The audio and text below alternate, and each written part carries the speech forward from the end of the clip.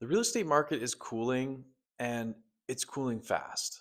Sales are down double digits, inventory is at a 5 year high, and even with four rate cuts this year, buyers are still sitting on the sidelines. And for the first time in a long time, a portion of Vancouver's housing market belongs to buyers. Let's break down what's happening, why it matters, and what this could possibly mean for you as we head into the holiday season. To see how we got to where we are right now, we need to zoom out a little bit. Housing never moves in isolation, it follows people, jobs, and confidence. Canada's population is still expanding, but much slower than what we saw in 2023 and 2024. Alberta continues to lead at roughly 2.5% annually, while BC has slipped toward the bottom.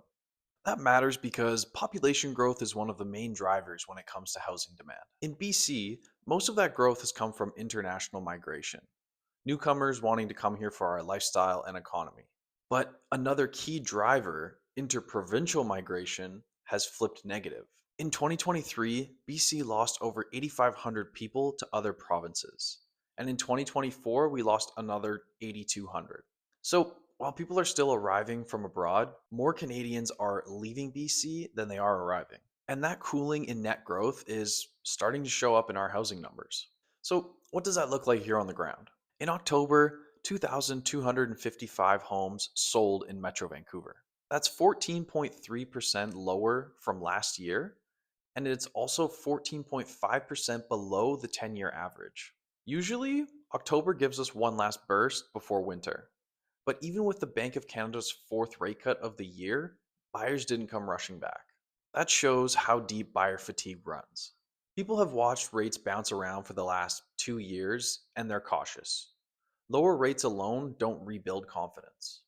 And that hesitation ties directly into what's happening in the broader economy. Across Canada, the overall unemployment rate just climbed to over 7%, the highest rate that we've seen since the pandemic. BC is still better, but the real story is what's happening amongst younger Canadians. Youth unemployment, ages 15 to 24, has now hit 13% nationally. That's almost double the overall rate, and it's a major warning sign. The 2025 federal budget even calls us out directly.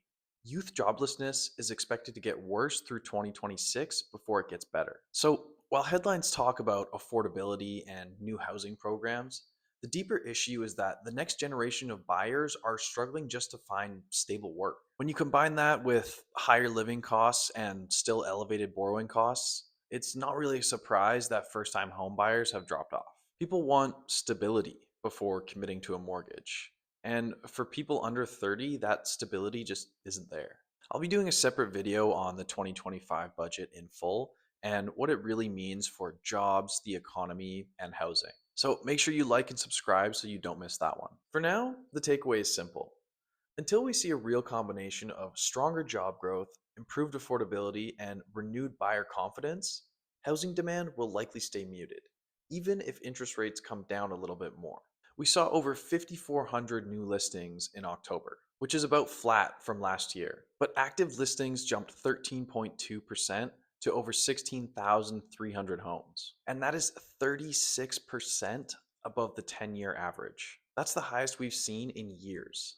Across Canada, active listings are up around 7%, led by Alberta and Ontario. More supply plus less demand equals more leverage for buyers. Here in Vancouver, our sales to active listing ratio sits at 14.2%, which indicates that we are in a balanced market but heading towards a buyer's. The benchmark price across all property types is 1,132,500, which is down 3.4% from October last year and down just 0.8% from September. Compared to last year, detached home prices decreased by 4.3%, townhouses down 3.8%, and apartments dropped 5.1%. All three segments have softened. Since the summer peak, prices have edged lower as slower sales meets ample inventory. With no more rate cuts expected this year, these are the most favorable conditions buyers have seen in a very long time. But here's the twist.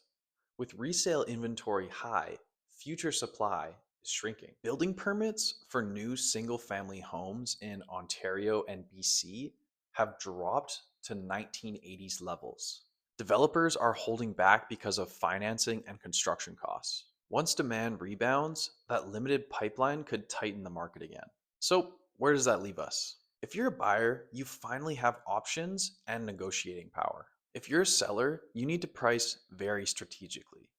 The days of listing high or creating bidding wars are behind us for right now. To sum it up, sales are down double digits, inventory is high, prices are softening, and macro headwinds are keeping demand cool. But markets move in cycles. Today's window for buyers could close once supply shrinks. If you want to know how these trends affect your neighborhood or your specific plans for 2026, let's chat. Book a time with me in the Calendly link below.